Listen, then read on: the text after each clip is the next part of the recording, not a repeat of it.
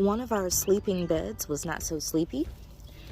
In this bed last year, we did store-bought garlic in between our brassicas, just for some bug deterrent.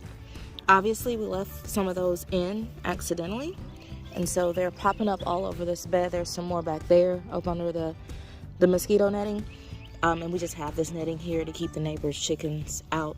But anyway, these tops yield a fantastic garlic flavor.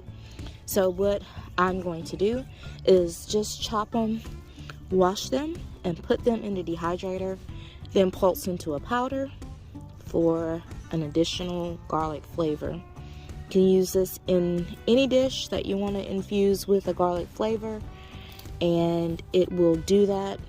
It's not quite as strong as the bottoms are, but it will give you a nice garlic flavor. Just rubbing them, I'm getting the garlic smell. It's fantastic. Okay, and here is another bed that we didn't actually do the process of putting it to sleep with the compost and the leaves, but we did cover it because there was some things growing in here, which they didn't survive, but more of the garlic. So to make it worth my while running the dehydrator, I'm just gonna go ahead and chop all of these tops here and get them in.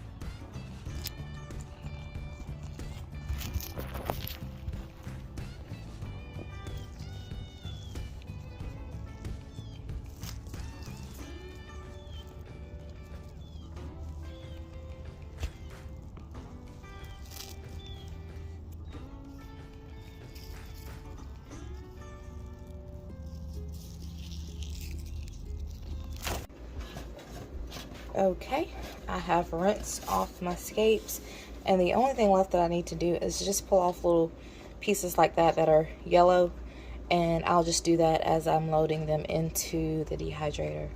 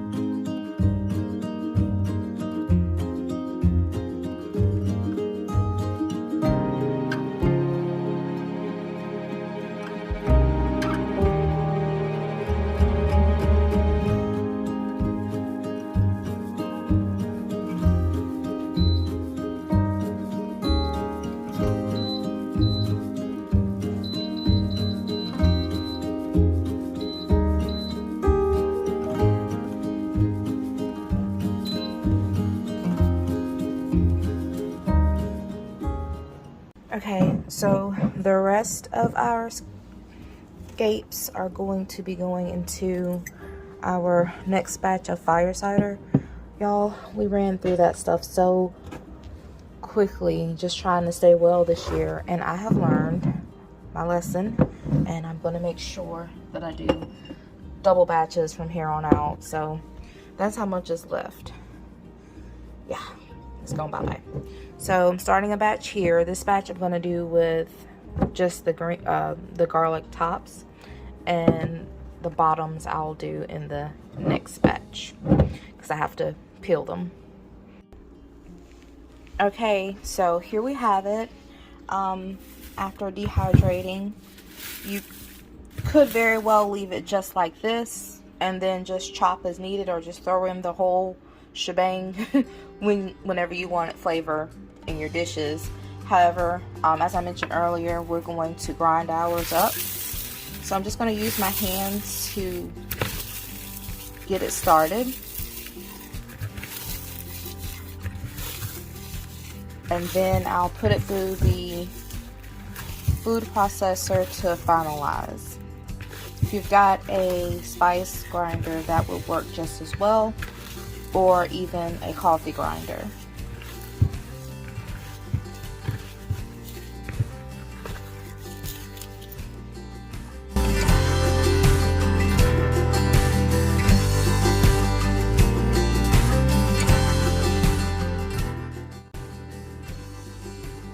And that is the result. Now, I feel like I want to dehydrate this a little bit more. It seems like there may be a little bit of moisture still in there. You can see where it's kind of stuck to the sides of my food processor. So what I'm going to do is I'm going to put this on a tray and just let it go for like 30 minutes just to condition it a little bit, make sure we got all the moisture out. And then from here it will go into one of our spice jars for mixing into spice blends later. Okay, so we're gonna put this in, and I really don't like running this with just one tray, so I do have some turnips and some bell peppers that are in the refrigerator. I'm just gonna chop them up and get them on some of these other trays.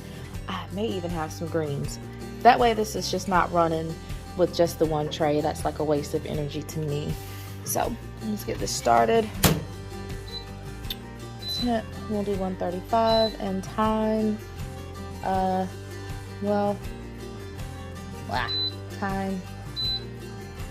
We're just gonna do 30 minutes, but I'm gonna put those others in too, so we'll just correct that later. Okay, now it's all conditioned and it's just ready to be stored. The container that I wanted to use was stored with the lid and moisture is in there, so I can't use that. So I'm going to be using just my little spice jar and a funnel. And there we have it. I believe this is a 2-ounce jar, so that's about 1 ounce. And we still have plenty more out there to harvest. I'm going to take a piece of this plastic here and put on. You could also use tape. And then I'm going to screw the lid on top of the plastic. That'll just keep air out and keep it from clumping. You could also put in a couple of pieces of rice or even a dry bean or two. That would also help. And there you go. Garlic tops to green garlic powder.